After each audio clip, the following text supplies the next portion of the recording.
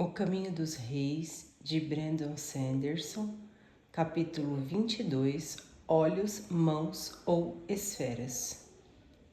Citação de abertura do capítulo. Caso você tenha fingido não ver esse desastre, saiba que Aona e Sky estão ambos mortos, e tudo o que possuíam foi fragmentado, presumivelmente para impedir que alguém se levante para desafiar Raze. 2 dias depois do incidente, durante a Gran Tormenta, Dalinar atravessava o terreno rochoso em direção à planície de banquetes do rei, junto aos seus filhos. Os guarda-tempos de Dalinar haviam previsto mais algumas semanas de primavera, seguidas por um retorno ao verão. Com sorte, não acabaria virando inverno. Falei com 3 outros coureiros, disse Edwin em voz baixa. Eles têm opiniões diferentes. Parece que antes de a correia ter sido cortada, se é que foi cortada, ela já estava gasta, e isso está interferindo nas coisas.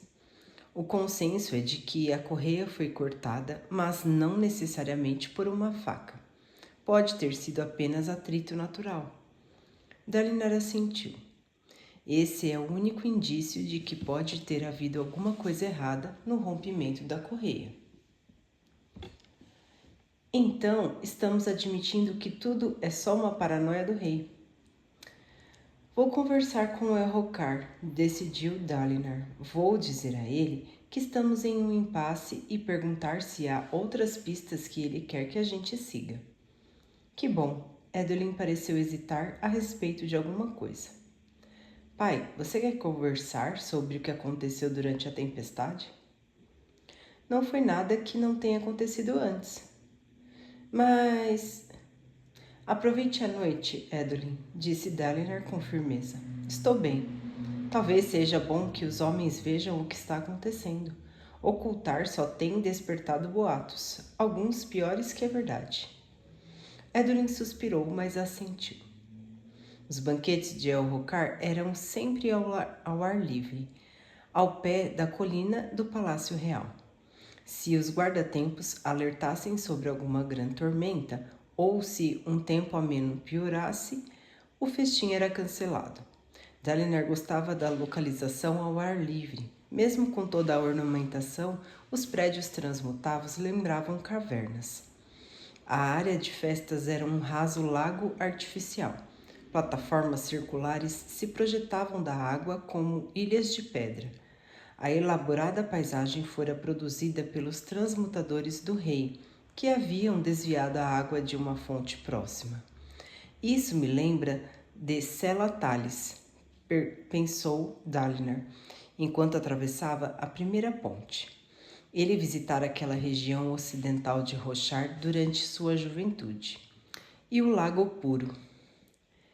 Havia 5 ilhas e as balaustradas das pontes que as conectavam, constituídas por delicadas filigranas, eram tão frágeis que tinham de serem removidas após cada banquete, para não serem destruídas por alguma grande tormenta. Naquela noite, flores flutuavam na água ao sabor da lenta corrente. De tempos em tempos, um barco em miniatura, com apenas 1 palmo de comprimento, boiava através dos canais transportando uma gema infundida. Dalinar, Renarin e Edwin subiam na primeira plataforma. Uma taça de azul, disse Dalinar aos filhos. Depois fiquem no laranja. Edwin suspirou alto. Nós não podemos, só dessa vez? Enquanto pertencerem à minha casa, vocês 2 seguirão os códigos. Minha vontade é firme, Edwin. Está bem, disse Edwin. Venha, Renarin. Ambos se separaram de Dalinar para permanecer na primeira plataforma, onde os jovens olhos claros se congregavam. Dalinar passou para a ilha seguinte, destinada aos olhos claros de menor prestígio. À direita e à esquerda estavam as ilhas de jantar segregadas, a dos homens à direita e a das mulheres à esquerda. Nas 3 ilhas centrais, os gêneros se misturavam. Ao seu redor, os privilegiados convidados desfrutavam da hospitalidade do rei. Comida transmutada era inerentemente insípida, mas nos pródigos festins do rei eram sempre servidas carnes exóticas e especiarias importadas. Dalinar sentia cheiro de porco no ar e até de galinhas assadas. Já se passara um longo tempo desde que provara pela última vez a carne daquelas estranhas criaturas voadoras dos tinos.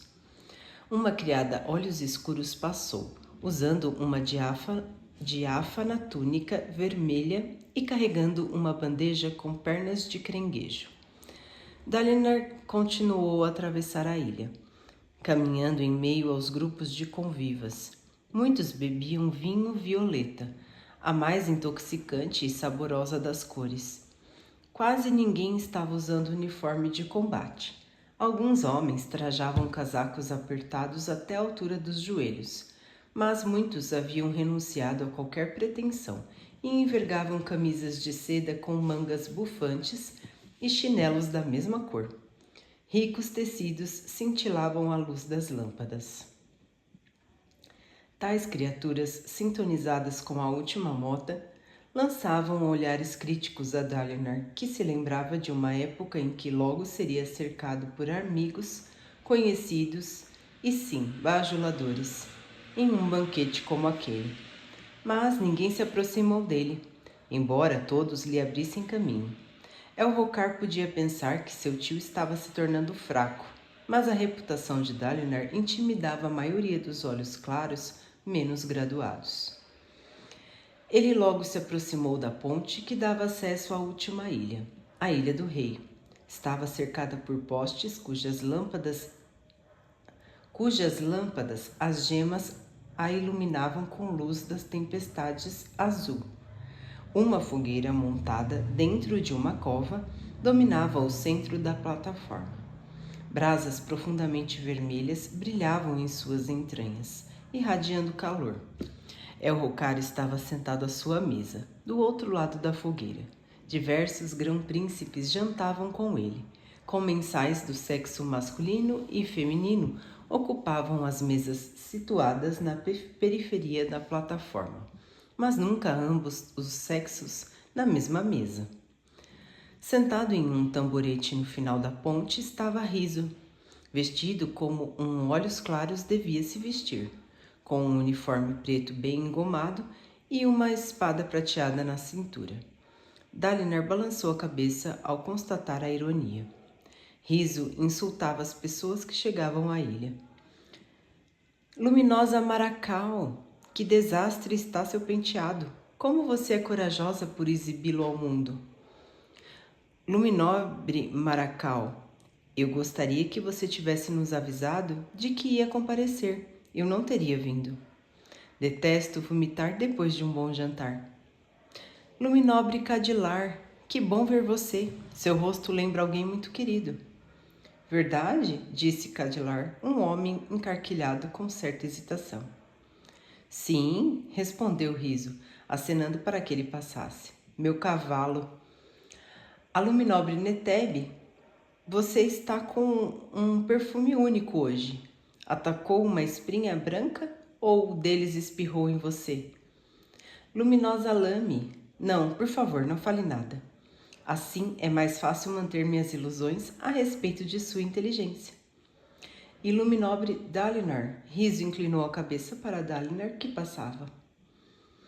Ah, meu caro Luminobre Tazelin, ainda envolvido em seus experimentos para levar a burrice humana a novos horizontes? Que bom, muito empírico. Enquanto Tazelin passava bufando, Dalinar parou ao lado do banco de Riso.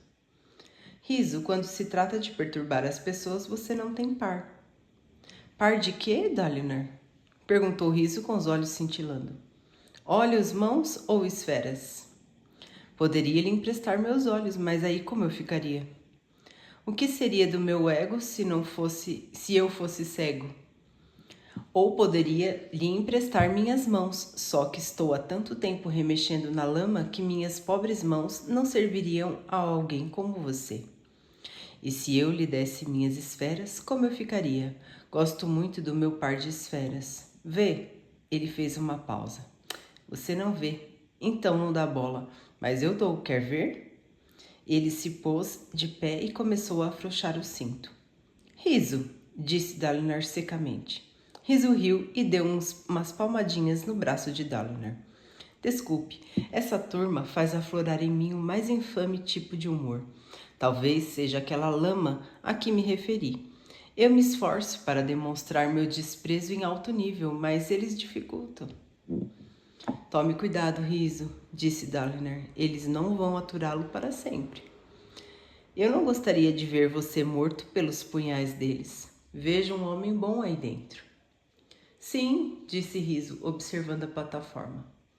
E ele estava delicioso, mas acho que não sou eu que preciso de aviso. Fale sobre seus temores diante de um espelho quando chegar em casa hoje à noite. Os rumores estão crescendo. Rumores? Sim, coisas horríveis. Crescem nos homens como verrugas. Tumores? As duas coisas, vejam, estão falando de você. Estão sempre falando de mim. Agora está pior do que nunca, disse Riso, encarando Dalinar. Você realmente tem falado em abandonar o pacto de vingança? Dalinar inspirou profundamente. Isso foi entre mim e o rei.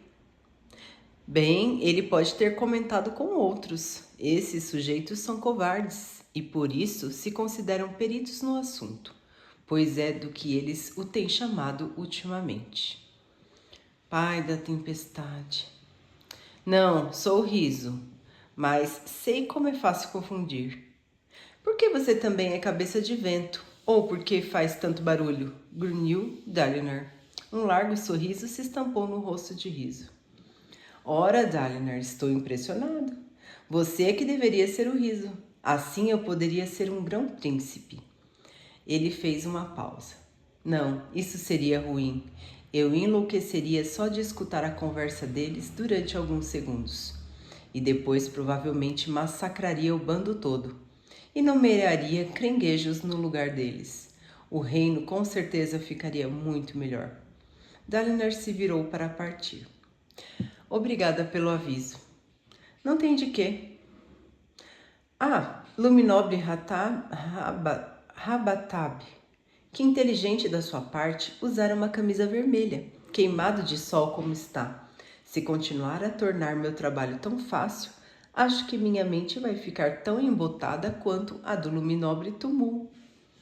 Ah, Luminobre Tumul, que surpresa ver você aqui. Eu não quis insultar sua imbecilidade. Na verdade, ela é espetacular e digna de louvores. Senhor Yonatan e Senhora Mierai, vou me abster de insultá-los dessa vez por conta do recente casamento de vocês. Mas acho seu chapéu impressionante, Yonatan. Deve ser conveniente usar sobre a cabeça algo que à noite possa ser convertido em uma tenda. Ah, é a senhora Navani aí atrás de você? Desde quando você está de volta às planícies e como foi que eu não senti seu cheiro? Dalinar se imobilizou. O quê? Obviamente, seu próprio fedor supera o meu, Riso, disse uma voz feminina. Ninguém ainda fez um favor ao meu filho e assassinou você? Não, nenhum assassino ainda, disse Riso, divertido. Nenhum comedor de instrumentos musicais. Dalinar se virou chocado. Navani, a mãe do rei, não devia estar ali. Ora, Riso, pensei que você estivesse acima desse tipo de humor. Assim como estou de você, tecnicamente, replicou Riso do alto de seu elevado tamborete.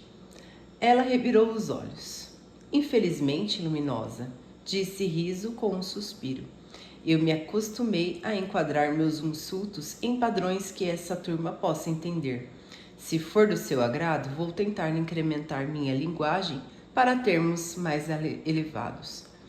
Ele fez uma pausa. Por exemplo, você conhece alguma palavra que rime com diarreia? Navani se limitou a virar a cabeça e olhar para Dalinar com seus olhos violetas claros. Estava majestosa em um elegante vestido vermelho sem nenhum bordado. As gemas em seus cabelos, entremeados com algumas mechas cinzas, tinha a mesma cor. A mãe do rei era considerada uma das mulheres mais lindas de Aletikar, embora Dalinar achasse essa descrição inadequada, pois certamente não havia em Roshar nenhuma mulher que se igualasse em beleza. Idiota, pensou ele, desviando os olhos. É a viúva de seu irmão. Com a morte de Gavilar, Navani agora devia ser tratada como irmã de Dalinar.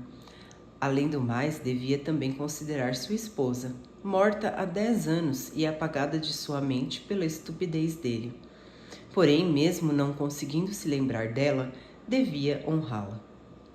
Por que Navani retornara? Enquanto as mulheres a cumprimentavam, Dalinar caminhou às pressas até a mesa do rei, onde sentou-se. Um criado chegou em seguida com um prato para ele. Suas preferências eram conhecidas: galinha apimentada, fatiada em medalhões, fumegando sobre rodelas fritas de teneme, um vegetal macio e alaranjado. Dalinar pegou um pedaço de pão achatado e empunhou sua faca de refeições, que levava em uma bainha presa no tornozelo direito.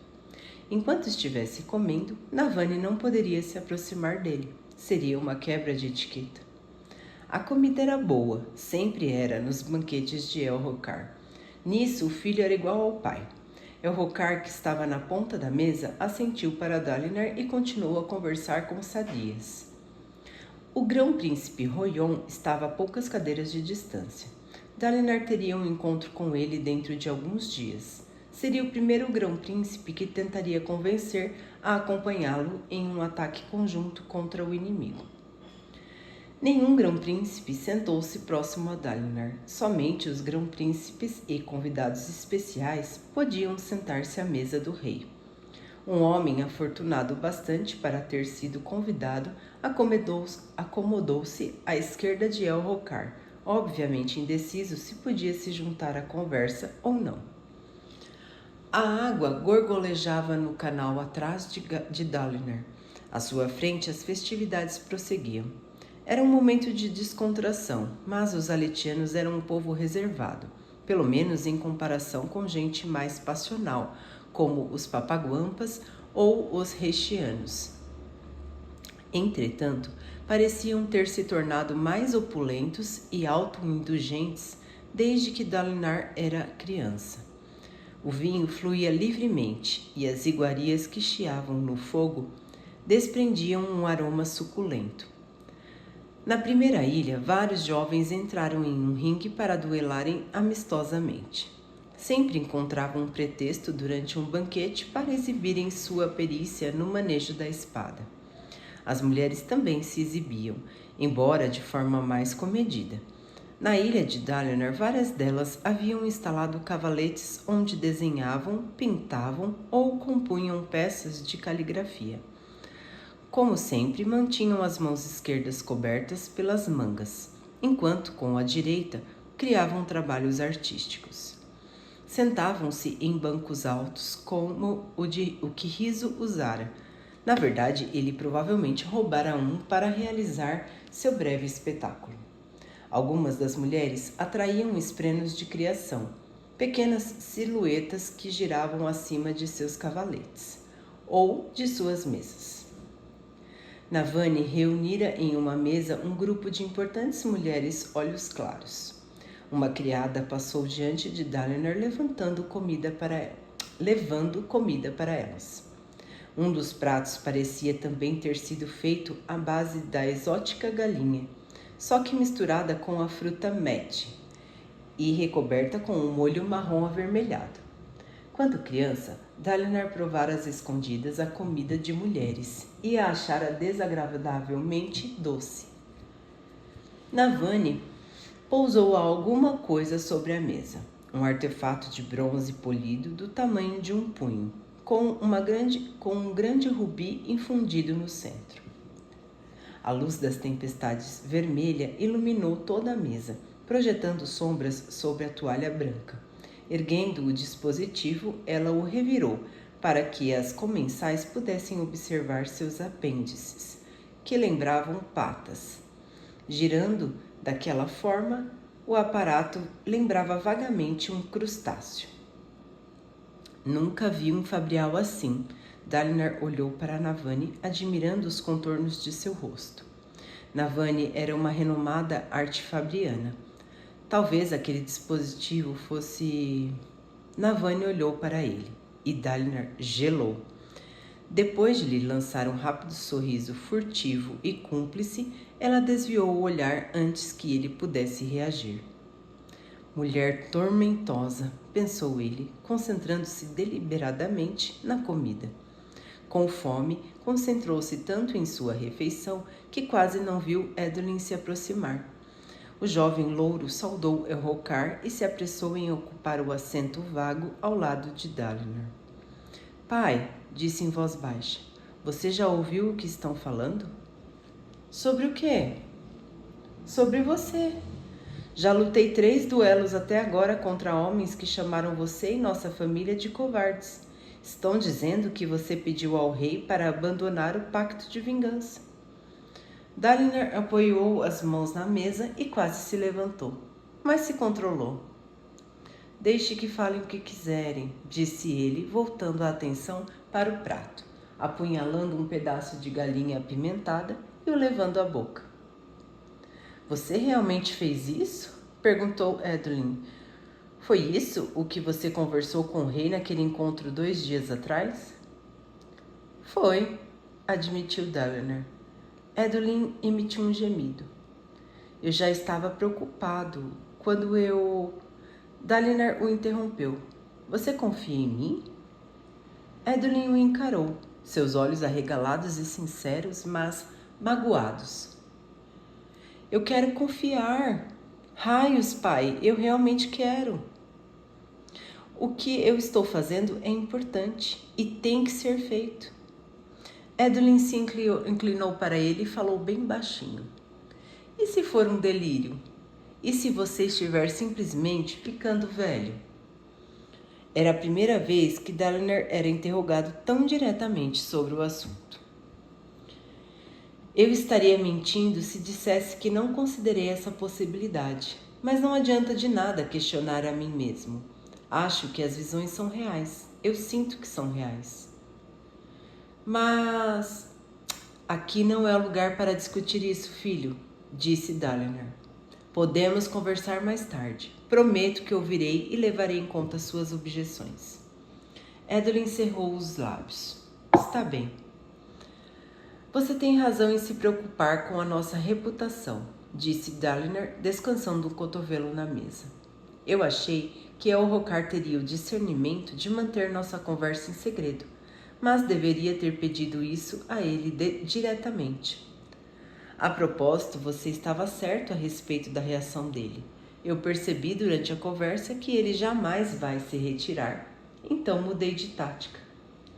Para qual? Vencer a guerra, disse Dalinar firmemente. Acabar com essa disputa por gema-coração, acabar com esse cerco paciente e infindável. Temos que encontrar um meio de atrair um grande número de parshindianos para as planícies e executar uma emboscada. Se pudermos eliminar uma quantidade suficiente deles, destruiremos sua capacidade de guerrear.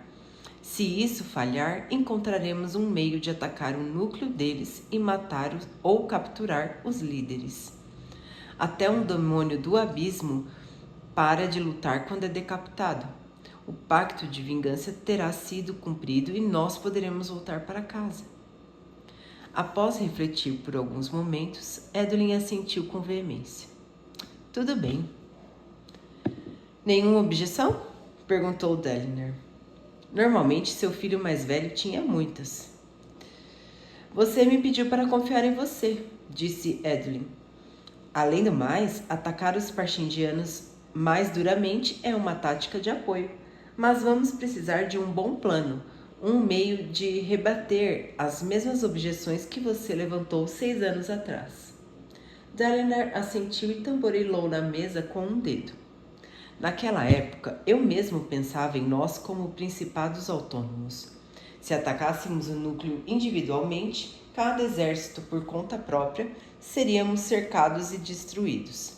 Mas com os 10 exércitos juntos, com nossos transmutadores para proporcionar alimentos, com os soldados transportando abrigos portáteis para enfrentar as grandes tormentas, que os farshindianos nos cerquem então.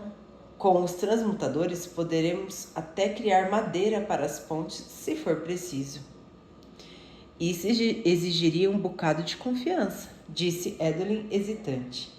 Ele olhou para o outro lado da mesa, na direção de Sadias. Sua expressão endureceu. Ficaremos isolados lá, juntos, durante dias. Se os grão-príncipes começarem a brigar no meio do caminho, seria desastroso. Precisaremos primeiro fazer com que eles trabalhem juntos, disse Dalinar. Estamos próximos, mais próximos do que jamais estivemos. 6 anos e nenhum grão-príncipe permitiu que seus soldados lutassem contra os de outro grão-príncipe. Com exceção de Aletikar, lá ainda eram travadas batalhas absurdas a respeito de direitos territoriais ou antigas ofensas. Era uma coisa ridícula, mas impedir os aletianos de guerrearem era como impedir que os ventos soprassem. Edwin assentiu. É um bom plano, pai. Muito melhor do que falar sobre retirada. Mas os grão-príncipes não vão gostar de encerrar as escaramuças nos platôs. Eles gostam do jogo. Eu sei, mas se pudermos convencer um ou dois deles a juntar forças conosco para as incursões nos platôs, poderia ser um passo na direção do que precisaremos no futuro. Ainda prefiro encontrar um meio de atrair um grande exército de parshindianos para as planícies e enfrentá-lo em um dos platôs maiores, mas não arrumei um modo de fazer isso. Seja como for, nossos exércitos terão que aprender a trabalhar juntos. E o que faremos a respeito do que as pessoas estão falando de você? Vou divulgar uma refutação oficial, disse Dalinar. Terei que ser cuidadoso para não fazer parecer que o rei se enganou, e ao mesmo tempo explicar a verdade. Edwin suspirou. Uma refutação oficial, pai? Sim. Por que não um duelo? Perguntou Edwin, debruçando-se sobre a mesa com expressão ansiosa. Um pronunciamento enfadonho pode explicar suas ideias, mas não vai fazer com que as pessoas as sintam. Escolha algumas pessoas que estão chamando você de covarde. Desafie elas e lembre a todo mundo que é um erro enorme insultar o espinho negro. Não posso. Os códigos proíbem duelos para alguém da minha estatura. Edwin também não deveria duelar, provavelmente, mas Dalinar não o proibia explicitamente. Duelar era a vida dele. Bem, isso e as mulheres que ele cortejava. Então me encarregue de defender a honra da nossa casa, disse Edwin. Eu duelo com eles. Eu os enfrentarei com a armadura e a espada e lhe mostrarei o que significa a honra. Seria o mesmo que eu fazer isso, filho. Edwin balançou a cabeça, olhando para Dalinar. Parecia procurar alguma coisa. O que foi? Perguntou Dalinar. Estou tentando decidir o que mais mudou em você. As visões, os códigos ou aquele livro? Se é que há alguma diferença entre eles. Os códigos são diferentes dos outros dois, disse Dalinar. São uma tradição da antiga Aletikar. Não, eles estão relacionados, pai, todos os 3, e se unem em você de alguma forma. Dalinar pensou por um momento. Será que o garoto podia ter razão? Eu já lhe contei a história do rei que carregou uma pedra? Sim, respondeu Edwin. Já? 2 vezes. E me fez ouvir a passagem ser lida mais outra vez. Ah, bem, Nessa mesma parte, há uma passagem sobre o que é forçar as pessoas a seguirem você em oposição a deixar as pessoas seguirem você. Nós forçamos muito as coisas em Aletikar. Duelar com alguém porque ele disse que eu sou um covarde não vai mudar as convicções dele. Pode fazer com que pare de me chamar de covarde, mas não mudará o que sente.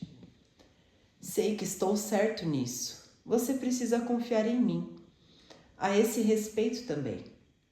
Edelyn deu um suspiro e se pôs de pé. Bem, uma refutação oficial é melhor que nada, eu acho. Significa pelo menos que você não deixou de defender sua honra totalmente. Nunca deixarei, disse Dalinar. Só preciso ter cuidado. Não posso me dar ao luxo de provocar mais divisões. Ele se virou de novo para o prato, apunhalou mais um pedaço de galinha e o enfiou na boca. Vou voltar para outra ilha, então, disse Edelyn. Espere, aquela não é a tia Navani? Dalinar ergueu os olhos e, surpreso, viu que Navani caminhava em direção a eles. Olhou então para o prato. A comida acabara. Ele comera o último pedaço sem se dar conta. Suspirando, encheu-se de coragem e se levantou para cumprimentá-la. Matana, disse Dalinar, fazendo uma mesura e usando o termo formal para uma irmã mais velha. Navani era apenas 3 meses mais velha que ele, mas o termo se aplicava mesmo assim. Dalinar disse ela, com um leve sorriso nos lábios. E querido Edelyn. Com um largo sorriso, Edelyn contornou a mesa e abraçou sua tia, que pousou a mão segura sobre seu ombro, gesto reservado apenas a familiares. Quando você voltou? Perguntou Edelyn se afastando. Hoje à tarde. E por que voltou? Perguntou Dalinar tenso. Pensei que tinha ido ajudar a rainha a proteger os interesses do rei em Aletikar. Ah, Dalinar, disse Navani em tom afetuoso, sempre tão inflexível. Edelyn, querido, como vão os namoros? Dalinar bufou. Ele continua a trocar de namorada como se estivesse em uma dança rápida. Pai, protestou Edelyn. Bem, ótimo para você, Edelyn, disse Navani. Você é jovem demais para se amarrar. O propósito da juventude é aproveitar a variedade enquanto é interessante. Ela olhou para Dalinar. Só devemos ser forçados à chatice quando ficamos mais velhos. Obrigada, tia, disse Edelyn com um sorriso. Agora, com licença, preciso contar a Renarin que você voltou. Ele se afastou às pressas, deixando Dalinar de pé, encabulado, frente a frente com Navani. Sou uma ameaça tão grande, Dalinar? Perguntou Navani, erguendo uma sobrancelha. Dalinar olhou para baixo e percebeu que ainda estava segurando a faca, cuja lâmina serrilhada poderia facilmente ser usada como arma. Largou-a então, retraindo-se com o clangor da faca caindo sobre a mesa. Toda a autoconfiança que sentira ao falar com Edelyn parecia ter sumido em um instante. Controle-se, ele pensou. Ela é apenas uma parente. Sempre que conversava com Navani, ele tinha a impressão de que ele estava diante de um predador do tipo mais feroz. Matana, disse ele, percebendo que ainda estavam em lados opostos da mesa estreita. Talvez devêssemos passar para... Ele se interrompeu quando Navani acenou para uma criada que mal parecia ter idade para usar uma manga de mulher.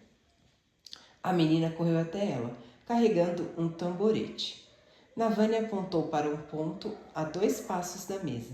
A menina hesitou, mas Navani apontou o lugar com mais insistência e a criança pousou um tamborete.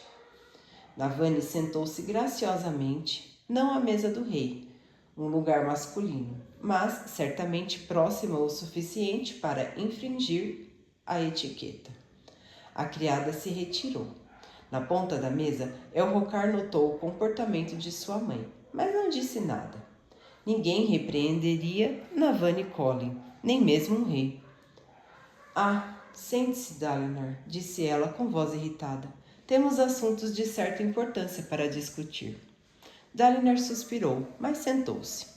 Os assentos ao seu redor ainda estavam vazios, e tanto a música quanto o burburinho das conversas eram altos o bastante para que as pessoas não os ouvissem.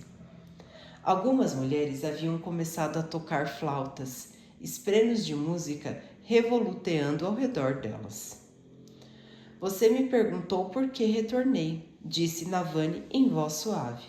Bem, tive 3 motivos. Primeiro, eu queria trazer a notícia de que os vedenos aperfeiçoaram seus semifractais, como eles chamam. Eles afirmam que esses escudos podem aparar golpes de uma espada fractal. Dalinar cruzou os braços. Já ouvira rumores a esse respeito, embora os tivesse ignorado. Havia sempre homens alegando que estavam prestes a criar novos fractais, mas essas promessas nunca eram cumpridas. Você viu algum? Não, mas tenho confirmação de uma pessoa em quem confio. Ela disse que o artefato só funciona como escudo. Não possui nenhuma das outras qualidades de uma armadura fractal, mas consegue bloquear um golpe de espada fractal. Era um passo muito pequeno na direção de uma armadura fractal e um fato perturbador. Ele não acreditaria na invenção até que pudesse ver com seus próprios olhos do que aqueles semifractais eram capazes. Você podia ter enviado essa notícia por telepena, Navani. Bem, assim que cheguei a Kholinar, percebi que sair daqui tinha sido um erro político. Estes acampamentos de guerra estão se tornando cada vez mais o centro político de nosso reino. Sim, disse Dalinar em voz baixa. Nossa ausência da pátria é perigosa. Não fora esse mesmo argumento que convencera Navani a ir para casa? A majestosa mulher abanou a mão, em um gesto de pouco caso. Decidi que a rainha possui os requisitos necessários para governar a Letikar. Existem intrigas e complôs, sempre existirão intrigas e complôs. Mas os jogadores verdadeiramente importantes estão aqui. Seu filho continua a ver assassinos em cada esquina, sussurrou Dalinar. E não deveria? Depois do que aconteceu com o pai dele? É verdade, mas receio que ele leve seus temores a extremos. Ele desconfia até dos aliados. Navani juntou as mãos sobre o colo, com a mão livre sobre a mão segura. Ele não é muito bom nisso, não é? Dalinar ficou surpreso. O quê? Elhokar é um bom homem. Tem mais integridade que qualquer outro olhos claros nesse exército. Mas o governo dele é fraco, disse Navani. Você há de reconhecer isso. Ele é o rei, replicou Dalinar com firmeza. E meu sobrinho tem minha espada em meu coração, Navani, e não vou admitir que ninguém fale mal dele, nem sua própria mãe. Navani o encarou. Estaria testando sua lealdade? Assim como a filha, Navani era uma criatura política. Intrigas a faziam desabrochar como um petrobulbo em ar calmo e úmido. No entanto, ao contrário de Yasna, não se podia confiar em Navani. Com Yasna, pelo menos, as pessoas sabiam o que esperar.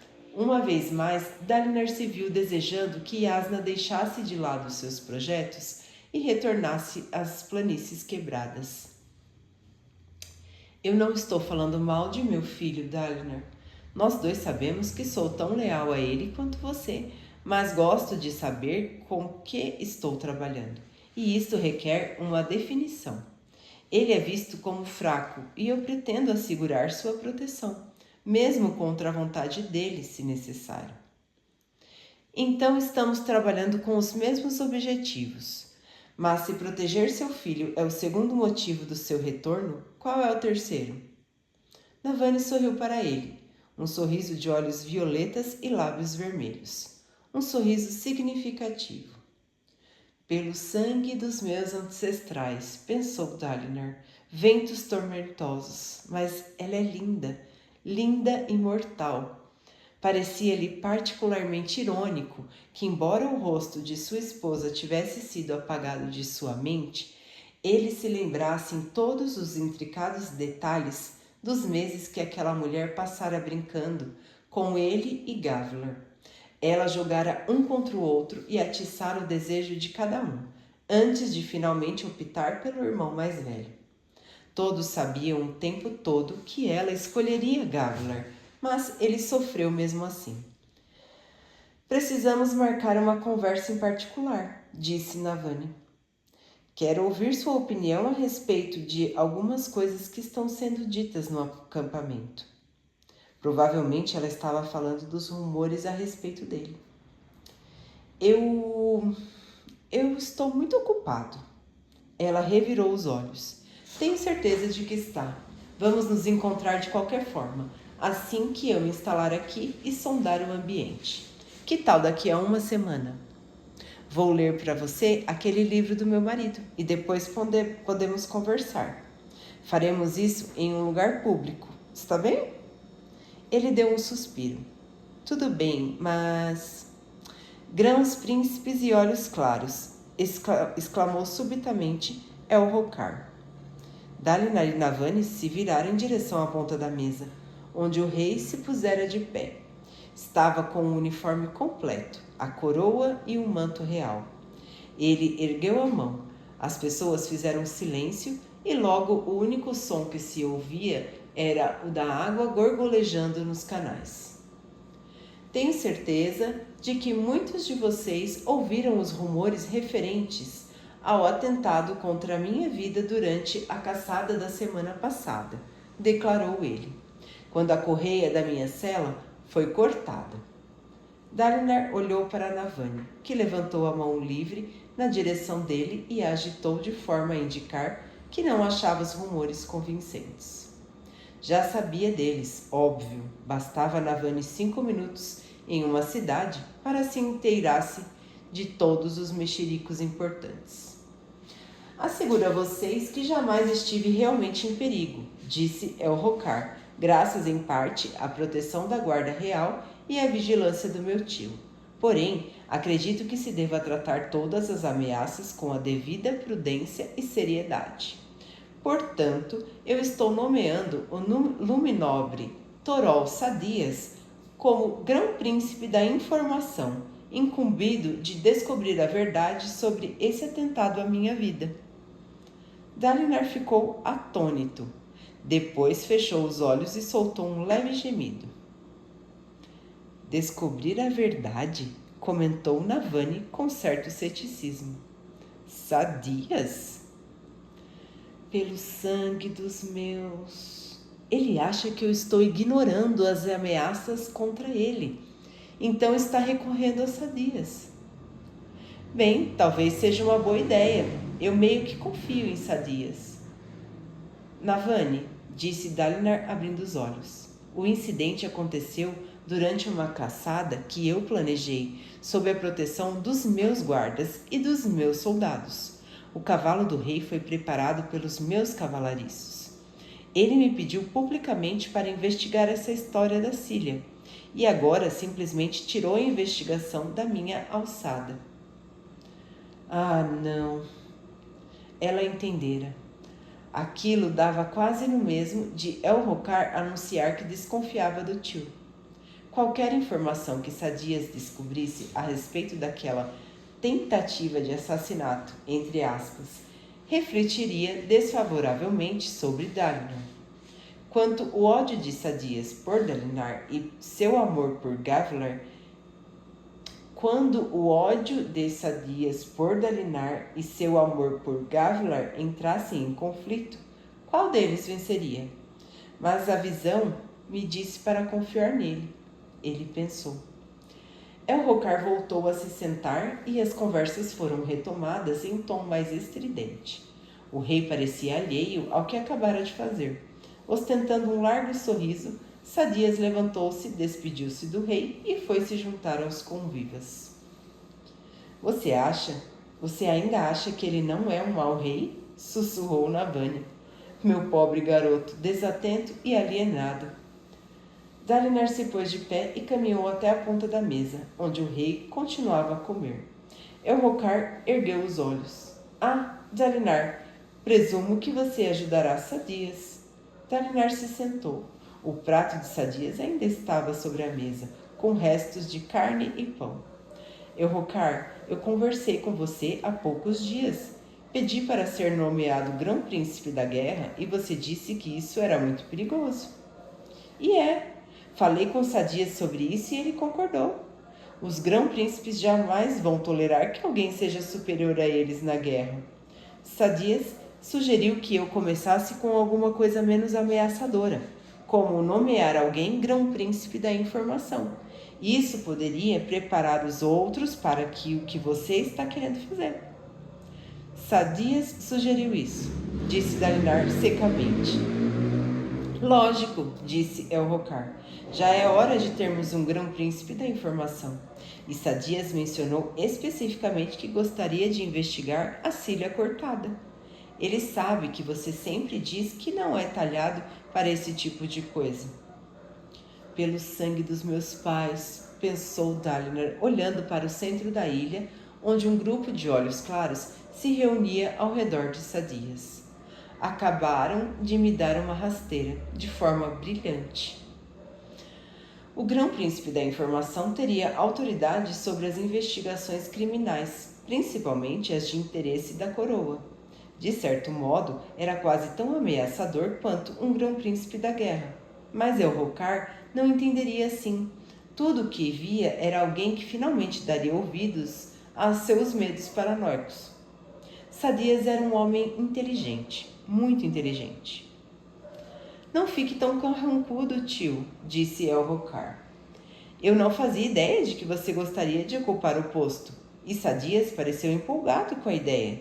Talvez ele não encontre nada. Talvez o couro simplesmente tenha rasgado. E a razão estará com você, que está sempre me dizendo que eu não estou correndo tanto perigo quanto acho que estou. A razão estará comigo? Murmurou Dalinar, ainda observando Sadias. Acho pouco provável.